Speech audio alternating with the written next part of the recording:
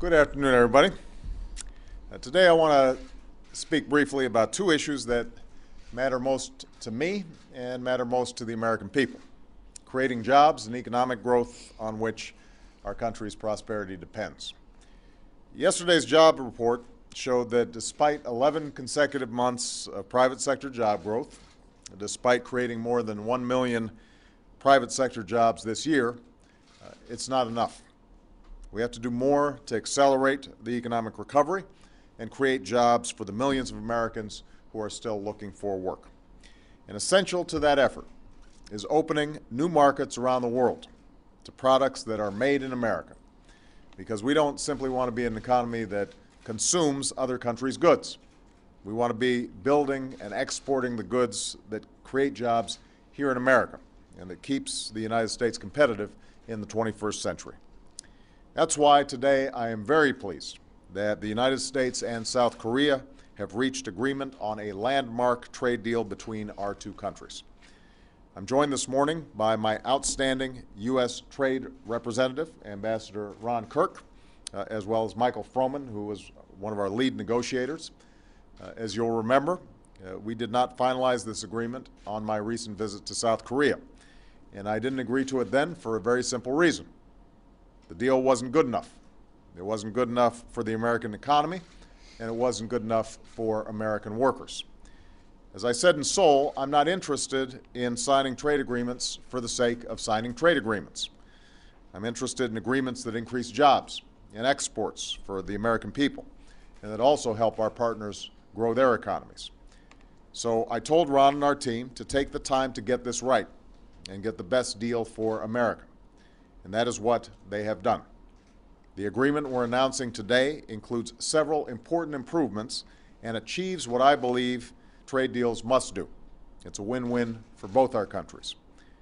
This deal is a win for American workers, for our farmers and ranchers. It will increase exports of American agricultural products. From aerospace to electronics, it will increase our manufacturing exports to Korea, which already supports some 200,000 American jobs and many small businesses. In particular, manufacturers of American cars and trucks will have much more access to the Korean market. We'll encourage the development of electric cars and green technology in the United States, and will continue to ensure a level playing field for American automakers here at home.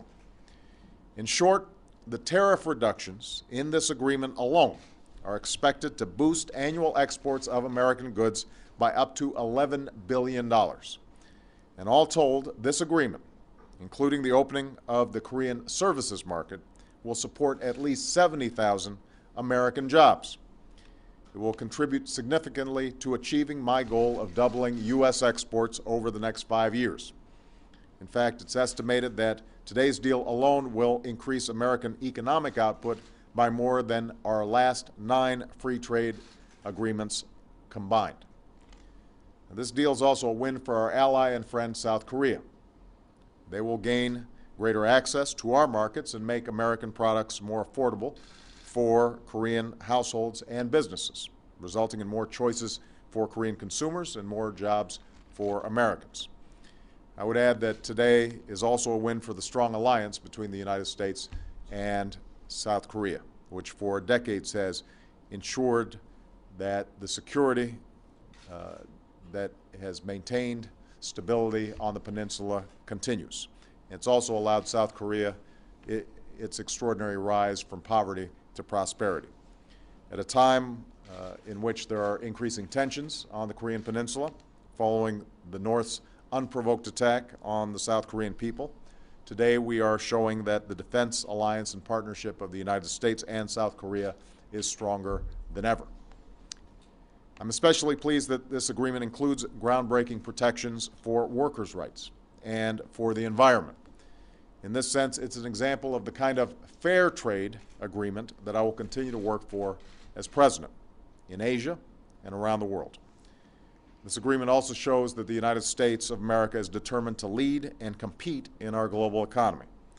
We're going to stand up for American companies and American workers, who are among the most productive and innovative in the world, and we're going to compete aggressively for the jobs and markets of the 21st century.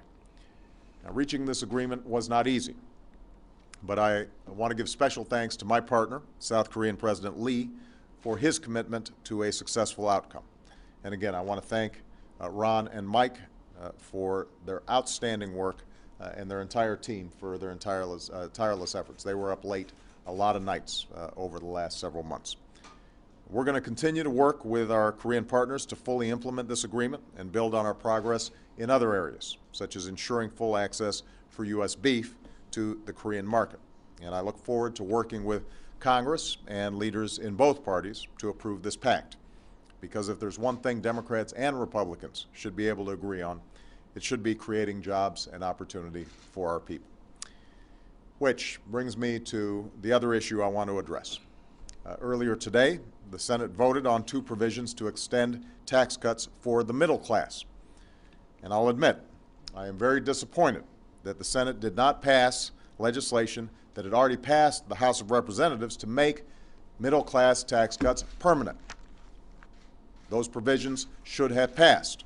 And I continue to believe that it makes no sense to hold tax cuts for the middle class hostage to permanent tax cuts for the wealthiest 2% of Americans, especially when those high-income tax cuts would cost an additional $700 billion that we don't have and would add to our deficit. But with so much at stake, today's votes cannot be the end of the discussion. It is absolutely essential to our hardworking middle-class families and to our economy to make sure that their taxes don't go up on January 1st. I've spoken with the Democratic leadership in Congress, and I look forward to speaking with the Republican leadership as well. And my message to them is going to be the same. We need to redouble our efforts to resolve this impasse in the next few days to give the American people the peace of mind that their taxes will not go up on January 1st. It will require some compromise, but I'm confident that we can get it done, and the American people should expect no less. As we work our way through this issue, we must not forget that last week some 2 million Americans who have lost their jobs also saw their unemployment insurance expire right in the middle of the holiday season. And that's not how we should do business here in America. I believe it is simply wrong to even consider giving permanent tax breaks to the wealthiest Americans while denying relief to so many Americans who desperately need it and have lost their jobs through no fault of their own. So we are going to continue to work on this issue through the weekend into early next week, and I'm going to be rolling up my sleeves with the leaders of both parties in Congress. We need to get this resolved, and I'm confident we can do it. Thank you very much, everybody.